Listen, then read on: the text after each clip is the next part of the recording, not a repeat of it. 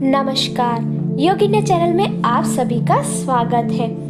बदलते हुए मौसम में सर्दी खांसी होना आम बात है, पर इस सर्दी खांसी को ठीक करने के लिए आपको इस वीडियो में बहुत अच्छे और सरल आसन बताए गए हैं, जिसमें हम पहले विरेचन गति का अभ्यास करेंगे, जिसमें हमें 90 डिग्री पर हाथ रखना है। सांस लेते हुए ऊपर की तरफ, सांस छोड़ते हुए नीचे की तरफ लाना है। सांस लेते हुए हाथ को ऊपर लाएंगे और सांस छोड़ते हुए हम हाथ को नीचे लाएंगे और धीरे धीरे हम अपने हाथों की गति को बढ़ा लेंगे।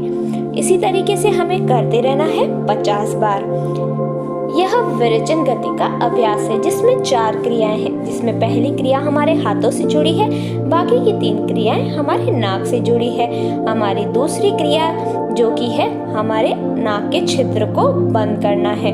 बाएं ओर के नाक के छिद्र को बंद कर दीजिए और अपने दाएं नाक से सांस को जल्दी से अंदर की ओर और बाहर की ओर छोड़ें। जिस तरीके से आप स्क्रीन पे देख रहे हैं, बिल्कुल उसी तरीके से अपनी सांसों को बाहर की ओर करना है और अंदर की ओर करना है। यह क्रिया भी हम 50 बार करेंगे। इस क्रिया को इस तरीके से करने के बाद हम अपने दोनों हाथों को ऊपर कर देंगे और गहरी 3 सांसें लेंगे। 3 बार गहरी सांस लीजिए। 3 बार गहरी सांस लेने के बाद हाथों को नीचे कर दीजिए। अब हम अपने हाथ की तीसरी अंगुली से अपने दूसरे नाक के छेद को बंद करेंगे और अपनी सांसों को अंदर की ओर और बाहर की ओर करेंगे। यह क्रिया भी हम 50 बार करेंगे, यानी हमने 50 बार हाथ वाली क्रिया की, उसके बाद 50 बार हमने दाएं तरफ नाक को बंद कर वो क्रिया की। अब 50 बार दाएं तरफ नाक को बंद कर क्रिया को करेंगे। यह क्रिया इसी तरीके से करते रहेंगे। हमारी 3 क्रियाएं हो गई। अब 3 क्रिया होने के बाद हम सांसों को फिर से हाथों को ऊपर करके गहरी 3 सांसें लेंगे, जिससे हमारी बॉडी रिलैक्स हो जाएगी। हमारी 3 क्रियाएं हो गई। अब हम चौथी और अंतिम क्रिया करेंगे, जिसमें हमें अपने अंगूठे और तीसरी अंगुली से अपने नाक के छिद्रों को बंद करना है, ऑल्टरनेट की तरफ, यानी बारी बारी से करना है। इसमें हमें सांसों को लेना नहीं है, सांसों को नाक से छोड़ना है। यानी पहले हम अपने नाक में सांसों को भरेंगे, फिर धीरे धीरे दोनों नाक के छिद्र से अल्टरनेट यानी बारी बारी से सांसों को बाहर निकालेंगे। इस क्रिया में हमें सांसों को छोड़ना है गति से। हम बीच में सांस बिल्कुल भी नहीं लेंगे, वो सांस हमारे नॉर्मली ले ली जाएगी। इन तीनों बातों का ध्यान देना है हमें कि हमें सांस शुरू में लेना है और बीच में बिल्कुल भी नहीं लेना है और सांसों को छोड़ते रहना है। अब हम अपने आसन की तरफ चलते हैं। हमारा पहला आसन है उत्तान शीर्षासन, जिसमें हमें वज्रासन में बैठ जाना है। दोनों घुटनों में गैप कर दीजिए। सांस लेते हुए दोनों हाथों को ऊपर कीजिए और धीरे से सर को और अपने बॉडी को नीचे की तरफ ले आएंगे। अब हम दोनों हाथों की अंगुलियों को फैला देंगे और धीरे से मैट पर आगे की तरफ जाएंगे और अपने पैर को 90 डिग्री पर लाने की कोशिश करेंगे। इस अवस्था में हमें 30 से 40 सेकंड तक होल्ड करके रखना है। जैसा कि आप स्क्रीन पे देख सकते हैं, बिल्कुल उसी तरीके से करना है। यह आसन हमारे शरीर में बहुत ही गर्मी उत्पन्न करता है, जिसके कारण हमारी सर्दी और खांसी की प्रॉब्लम बिल्कुल समाप्त हो जाती है। जितना हो सके आप उतनी देर ही शरीर को होल्ड कर रखिए। किसी तरीके का एक्स्ट्रा प्रेशर बिल्कुल नहीं डालना है हमें बॉडी पर। 30 से 40 सेकंड तक होल्ड करके रखिए। जितना हो सके उतनी देर होल्ड करने की कोशिश करें। आप ज़्यादा देर भी होल्ड करके रख सकते हैं। अब धीरे से दोनों हाथों को सर के पास लाके धीरे से उठने की कोशिश करेंगे। अब हम ये क्रिया फिर से दोहराएंगे, जिसमें हमें दोनों हाथों को एक हाथ के गैप पर रखना है, यानी दोनों हाथ पैरों में गैप हमारे एक हाथ जितना होना चाहिए। धीरे से दोनों हाथों को नीचे की तरफ ले आएंगे और धीरे धीरे मैट पर आगे की तरफ बढ़ेंगे और अपने शरीर को थोड़ा उठाते हुए आगे की तरफ ले आएंगे। यह हमारे इस आसन को करने का एक इजी वे है। आप इस तरीके से भी इस आसन को कर सकते हैं। यदि आप हाथ ऊपर कर अपने शरीर को आगे की तरफ नहीं बढ़ा सकते हैं तो मैट पर हाथ को रख देंगे और इसके बाद धीरे धीरे चलते हुए जाना है। इसी तरीके से हम क्रियाओं को करते रहेंगे और आसनों का लाभ उठाते रहेंगे। धीरे से दोनों हाथों को सर के पास ले आएंगे और धीरे से उठने की कोशिश करेंगे। अब हम अपने अगले आसन की तरफ चलते हैं। हमारा अगला आसन है पश्चिमोत्तासन, जिसमें हमें मैट पर दोनों पैरों को फैला देना है आगे और दोनों हाथों को अपने पैरों को टच करने की कोशिश करेंगे।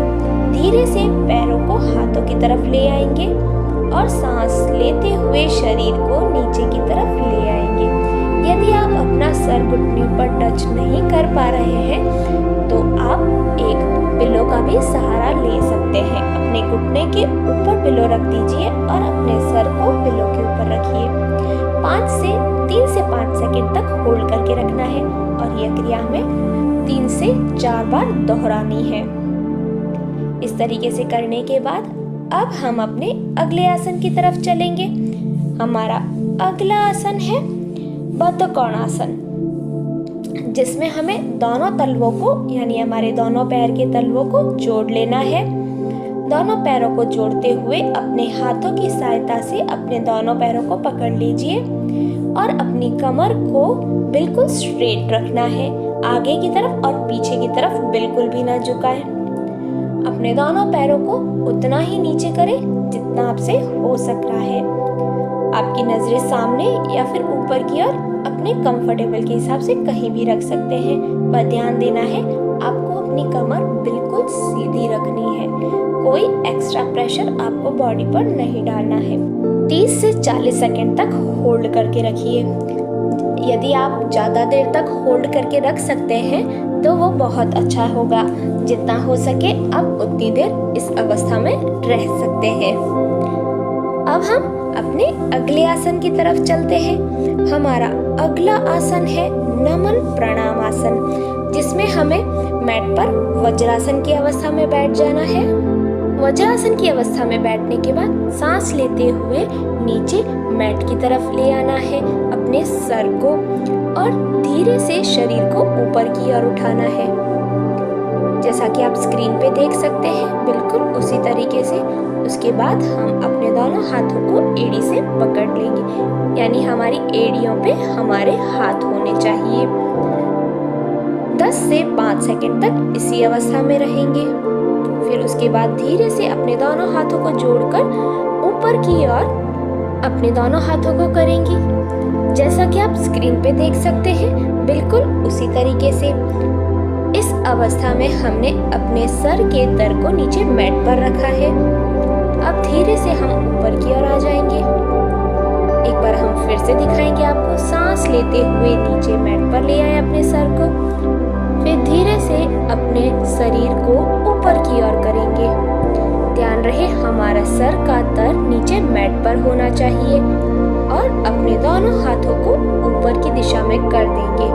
जैसा कि आप स्क्रीन पे देख सकते हैं, बिल्कुल उसी तरीके से हमें करना है। 5 से 10 सेकंड तक शरीर को इसी अवस्था में रखिए। यह आसन नमन प्रणाम आसन है। यह हमारे शरीर में एक गर्मी सी उत्पन्न करता है, जो हमारे सर्दी खांसी को दूर करने के लिए बड़ा ही सहायक है। अब हम अपने अगले आसन की तरफ चलेंगे।